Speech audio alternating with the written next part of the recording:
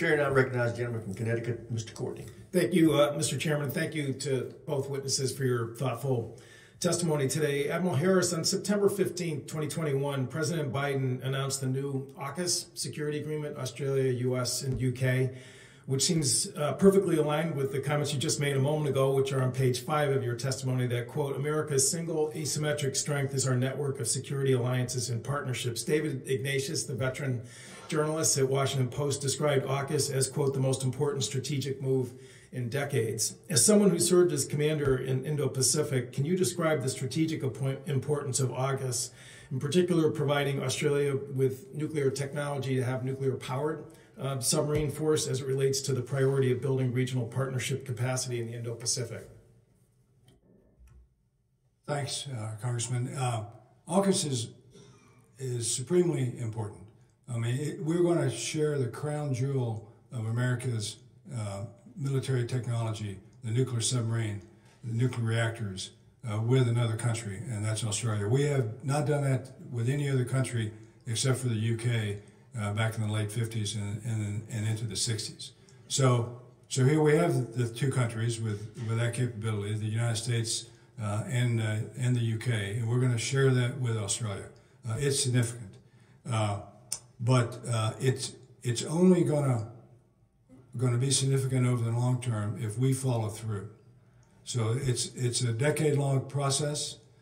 You know, some people, the CNO, Chief of Naval Operations, has said it could be 30 years before we see an Australian nuclear submarine underway in the Indian Ocean. I've said that if we put our hearts and minds to it and our resources to it, and by ours, I mean ours, the United States, the UK's, and Australia's, we can do this faster than that.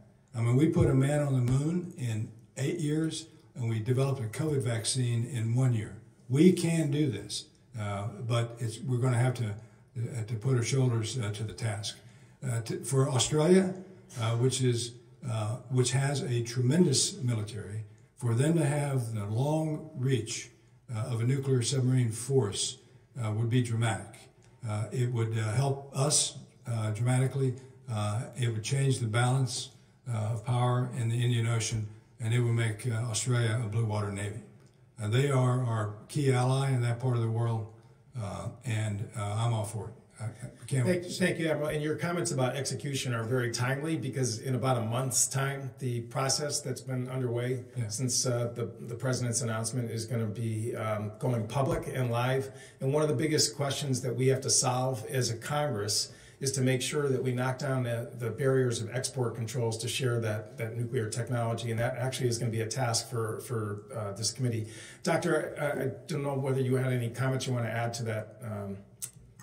Thank you. Yeah, just briefly, I think it's important to note that anything that improves our situational awareness in the Western Pacific and ability to operate there broadly is very good for our policy overall in the region and our interests in the region. And part of the reason for that is it's a visible demonstration to the CCP of how widespread the commitment is of its regional neighbors and beyond to certain standards and expectations of behavior. And that will limit and constrain the environment in which they're able to pursue their interests in ways that are at a minimum problematic and at most illegal and dangerous.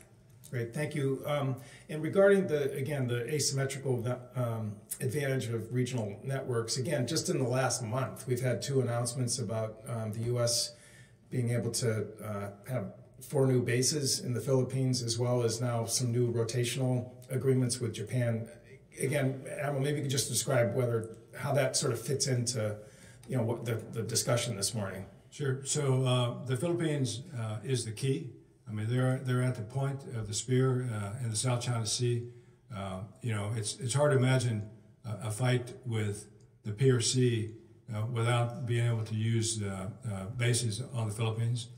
Separately, we have a long-standing relationship with the Philippines, some of it troubled, and this, I believe, will go a long way toward making us a better ally of them. They are an ally of the United States, but we need to be an ally for them, and I think this will help in that regard also. Sir, just back to your previous question, I can't emphasize enough how important it is to get through this export control issue with Australia. I mean, we could have every good intention in the world, but we could be bound up by our own regulation and our own regulatory policy. So whatever can be done to relax that would be. Gentleman's time's expired. Chair now recognizes